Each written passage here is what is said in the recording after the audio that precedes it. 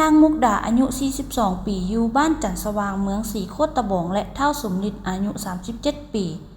อยู่บ้านศรีเกิดเมืองนาไซทองนครหลวงเวียงจันทน์ได้ร่วมเคลื่อนไหวซื้อขายยาบ้ามาแต่ปี 2018 โดยซื้อขายนำกันเป็นจำนวนหลายครั้ง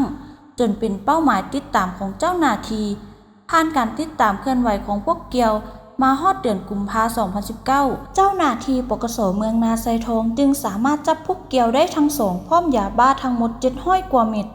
เจ้าหน้าที่ปกส.เมืองนาไซทองได้เปิดเผยรายละเอียดของคดีดังกล่าวในวันที่ 11 กุมภาพันธ์ 2019 ที่ผ่านมา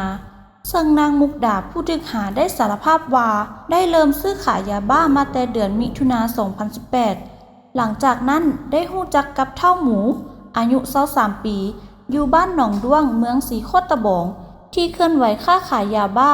และได้ติดต่อซื้อขายนำเฒ่าหมูจำนวนหลายครั้ง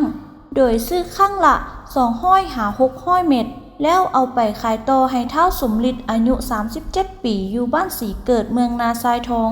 ครั้งละ20 หา 50 เม็ดและขายให้นางติ๊กอายุ 23 ปีอยู่บ้านจันทร์สว่างจำนวน10 ครั้งครั้งละ20 หา 50 เม็ดนอกนั้นผู้เกี่ยวยังได้ขายให้พวกมั่วสุมยาบ้าอยู่เขตบ้านศรีเกิดและบ้านใกล้เคียงมาฮอดวันที่ 19 กุมภาพันธ์ 2019 ได้ไปซื้อยาบ้านำเฒ่าหมูอยู่บ้านหนองด้วงจำนวน 1,000 เม็ดแล้วไปขายให้เฒ่าสมฤทธิ์จำนวน50 เม็ดและขายให้นางติ๊กจำนวน50 เม็ดมาฮอดเวลา 12 โมงของวันที่ 16 กุมภาพันธ์ 2019 ก็ถูกเจ้าหน้าที่ตำรวจปกส.เมืองศรีโคตบงเข้าจับตัวได้คาเฮือนพร้อมยาบ้าจำนวน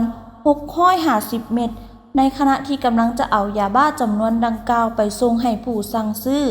เฒ่าสมฤทธิ์รับสารภาพว่า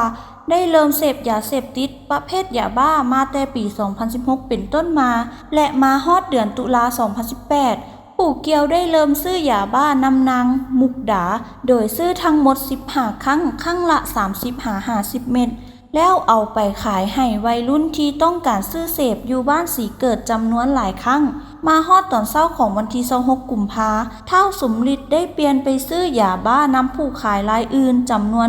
130 เม็ดหลังจากได้ยาบ้ามาแล้วก็ได้ขายให้ผู้ซื้อกลุ่มเก่าจำนวน5 เม็ดและเสพเองจำนวน2 เม็ดฮอดเวลา 10 โมงของวันเดียวกันก็ถูกเจ้าหน้าที่กักตัวพร้อมยาบ้าจำนวน123 เม็ด